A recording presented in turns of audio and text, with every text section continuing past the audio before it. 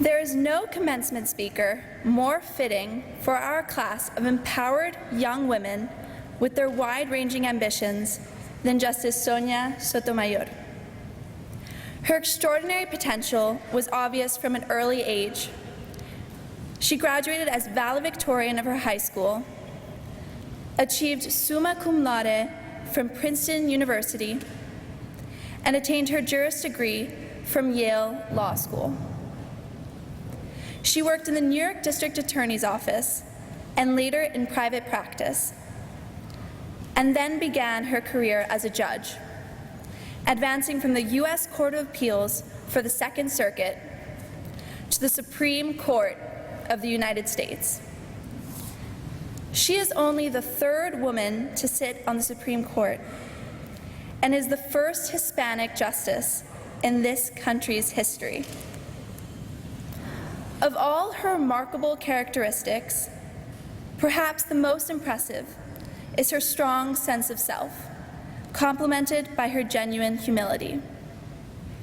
She has achieved one of the most distinguished positions in the world, and yet remains truly humble, grounded by her roots, and fearless in the face of monumental responsibility.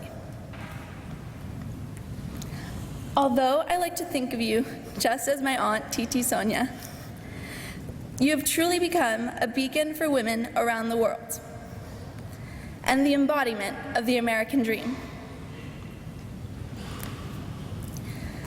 As you wrote in your recently published and candid memoir, My Beloved World, people ask me what I hope my legacy will be, as if the story were winding down, when really it has just begun. It is now my privilege to present the Honorable Justice Sonia Sotomayor.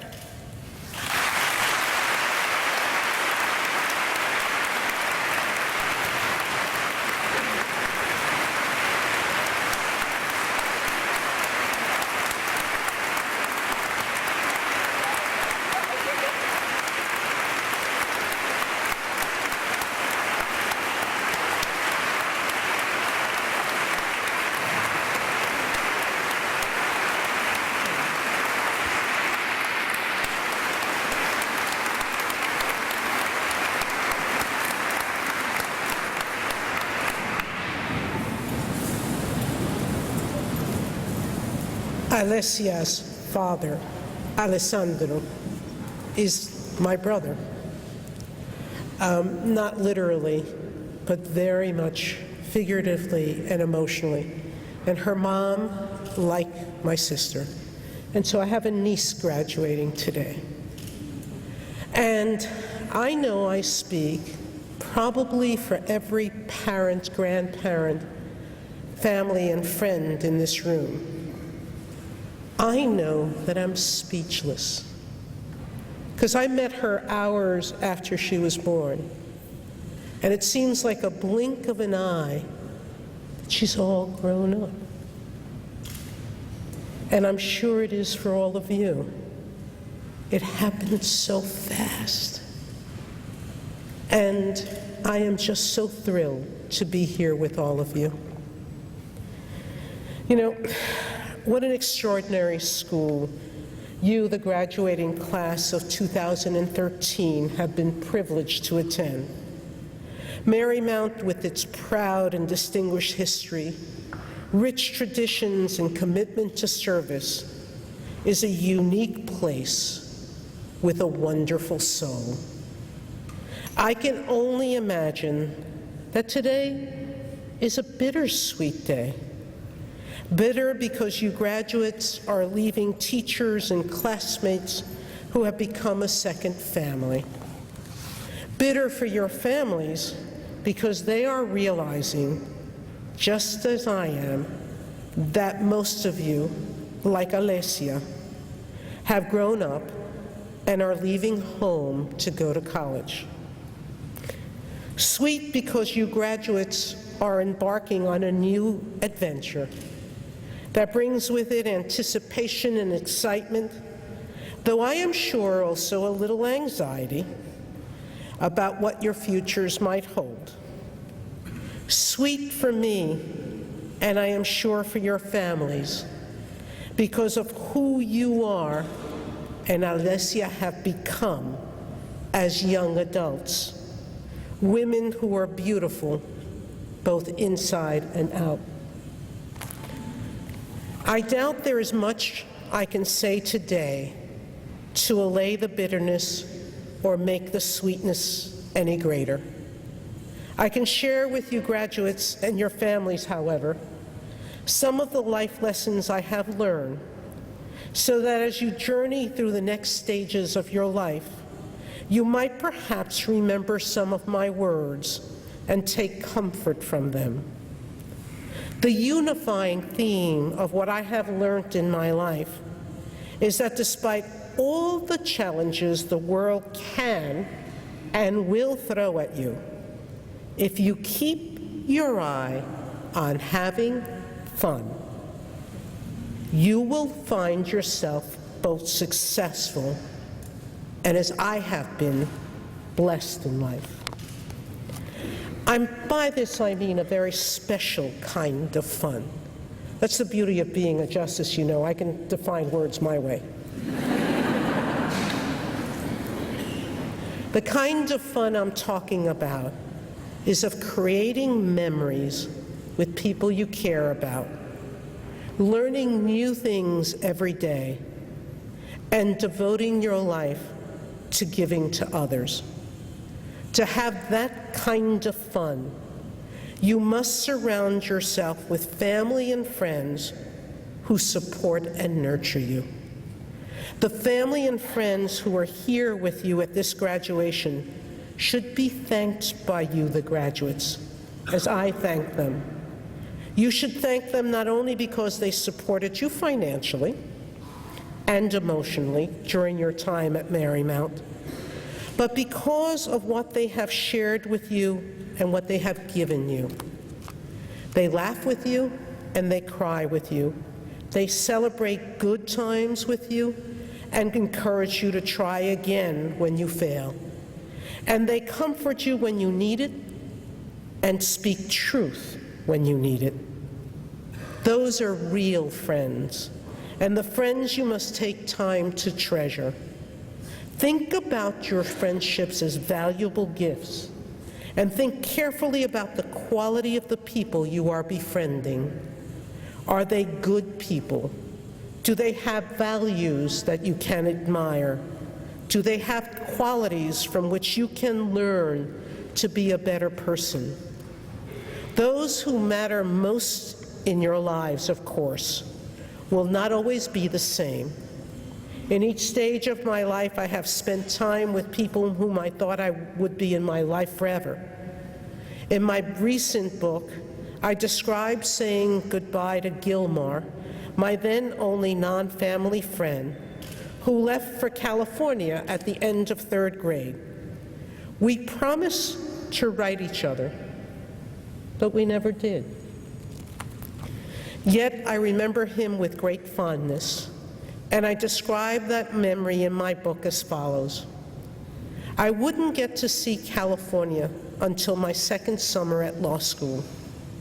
I remember driving the freeways with palm trees in view and thinking of Gilmar, among others, friends I've lost touch with, who may never know what memories they left behind in my keeping. There will be some friends from your years here at Marymount that you will remain close to. Some others you may see or hear from intermittently. The experiences you shared here will be a foundation for picking up a conversation as if you had seen each other the day before. You might not remain close friends to others, and as I did with Gilmar, you may lose touch with some. The loss you will feel when that happens is inevitable. But this is a big but. These friends will have left you with something durable and permanent, the memories that you will carry with happiness in your hearts.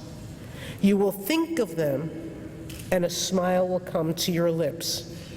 They have left a part of themselves in you, and that is a treasure to hold dear for the rest of your lives. It is impossible to stay in touch with everyone you meet. I am sure that already you have known people who have moved away and with whom you are no longer in touch. The memories you have created with them are what you must value and let counter the bitterness of change.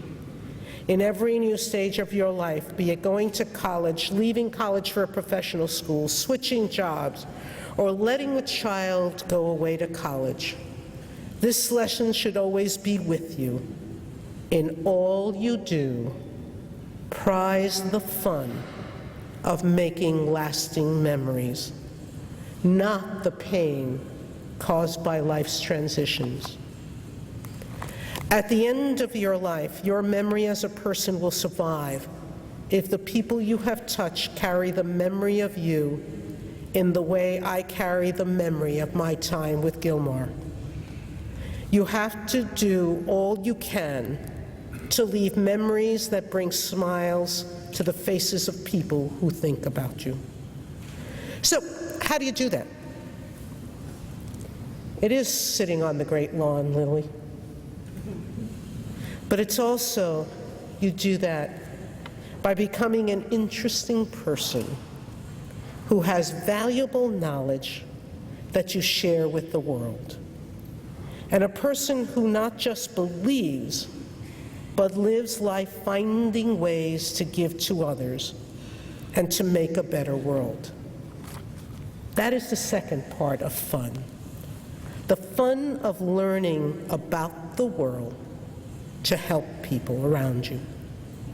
Some of that learning will come from books, but more importantly, it will come from adversity. I have faced many adversities in life and much pain from many moments of change. I chronicle in my book many of those episodes, from discovering I was a juvenile diabetic at 7, to living with a dad who was an alcoholic and died when I was 9, to being poor, and to experiencing great anxiety from being out of my depth in college, law school, and even on the Supreme Court. I suspect some of you may have experienced or will experience some of what I describe in detail in my book. Undoubtedly, because life is life, every one of you will confront hardships as you move forward. I warn you, you may have thought high school was tough. Wait till you get to college. It will be harder than you ever imagined. And you won't have a headmistress around, however, who stood on the outside and told the Board of Trustees and some of her family, shush. And the chairman of the board told everybody, Concepcion said do it, and everybody did it. It will be hard. You will have a choice, however, and that choice is to let adversity knock you down or welcome it as an opportunity. I have learned painfully, and suspect that many of you will one day have an aha moment when you realize that life's challenges are always good if you view them as a chance to learn new things, expand your horizons, and form new and supportive relationships with other people. You see, above all else, life should be an adventure in which you are committed to having fun, learning more and giving more, despite life's challenges and pain. When I tell you to have fun in college or life, I don't mean late-night partying. I suspect some of your parents might be a little concerned about that. However, an occasional party is okay. Alessia will tell you I love them.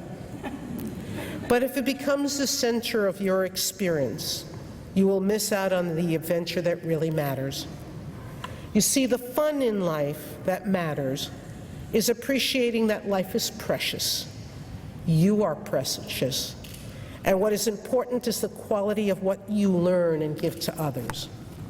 College will give you the opportunity to take subjects you know nothing about, learn more deeply about topics you know, and open your eyes to the great possibilities of the world and universe.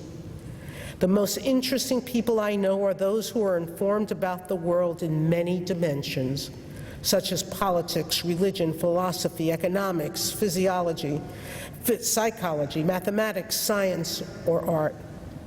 When you are in college, you should resist the temptation to specialize too early. Take courses that will teach you something you know nothing about, or in areas that have been difficult for you in the past. Be bold and participate in an activity that is different than anything you have tried before. Round out your knowledge about yourself and all aspects of the world. If you take these risks, they will change you and the course of your life in ways you cannot yet imagine.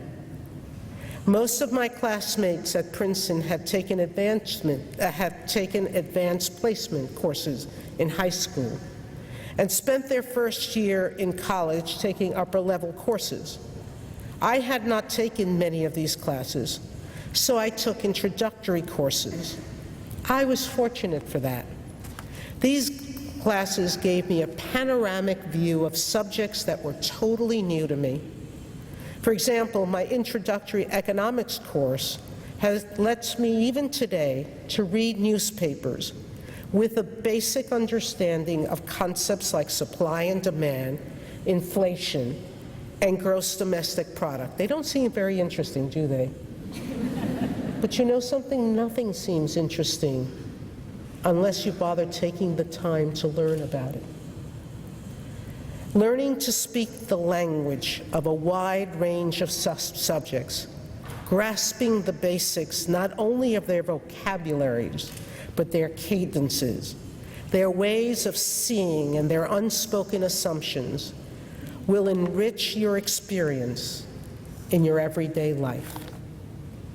If you expand the reservoir of your knowledge, you can better yourself and help those in your life.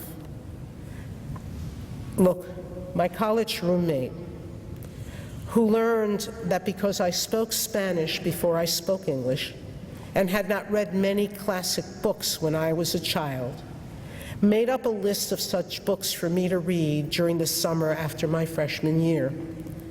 That list became the first brick on the path of knowledge that led me to the Supreme Court.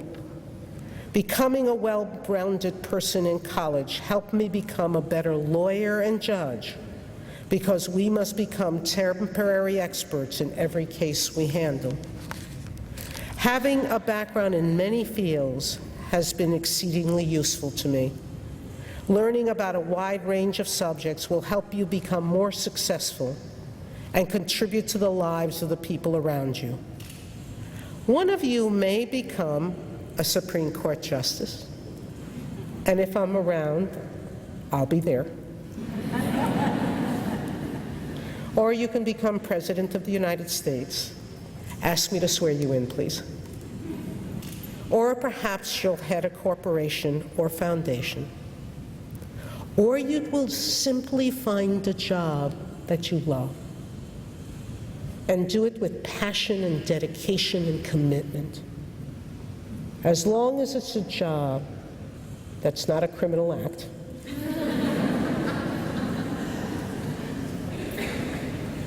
as long as you're doing your work with integrity and doing it with that passion, it will be a good job. And if you don't do any of those things, but still live a fulfilling and giving life, then you can, like my friend Mary, you will help a friend reach such goals. By the way, this approach in life is ageless. My mom went to college as I was about to enter college. There was no better role model for my brother and me than seeing our mother studying at the kitchen table. Fortunately, For all the mothers out there who have spent their lives raising their daughters and are going to hopefully find a little bit of free time, you know, everybody should have a bucket list of things to do. And now's the time for you to start doing them. Lead by example. Show your daughters how to fill their lives in meaningful ways. So what else is fun besides learning new things and sharing that knowledge? Well, almost anything that involves sharing and giving to others. Think about it. What are the moments you treasure the most? You can laugh when you see a movie alone, but isn't it so much more fun when you go to a theater with a group of friends and you are all chattering and laughing together? If the chatter I heard at the school is what you guys do regularly, I'm sure you know what I mean.